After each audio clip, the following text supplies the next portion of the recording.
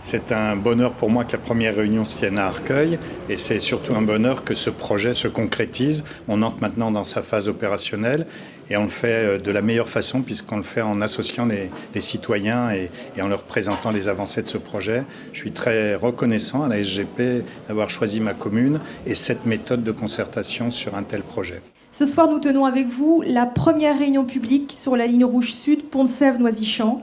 Bonsoir mesdames, bonsoir messieurs. Je suis très heureux de vous accueillir et je remercie l'ensemble des élus qui sont présents, des personnalités, des chefs d'entreprise et puis des citoyens et des citoyennes. La première de ces 21 réunions.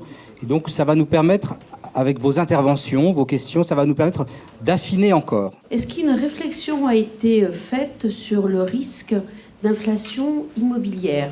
Donc je voudrais savoir s'il inclut le coût des 16 gares. Je voudrais savoir comment cette question culturelle du projet du Grand Paris va être prise en compte dans les approches, dans les travaux qui vont être effectués, dans les concertations. Comme c'était la première réunion, il y avait quand même une présentation qui était importante à entendre pour beaucoup d'élus et de gens de la population. Moi, j'ai trouvé qu'il y avait une vraie prise en compte des questions.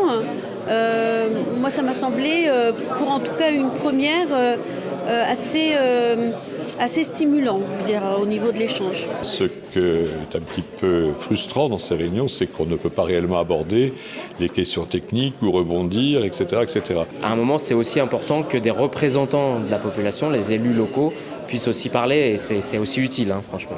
Je pense que les intermédiaires peuvent être des relais dans ces réunions-là. Ça a un intérêt par rapport à ça. Voilà, il y avait une symbiose, enfin en tout cas un bon échange entre aussi la salle et puis donc les gens qui répondent aux questions. Et puis en même temps, j'ai trouvé que la présentation avait été très intéressante et bien faite et en même temps pédagogique.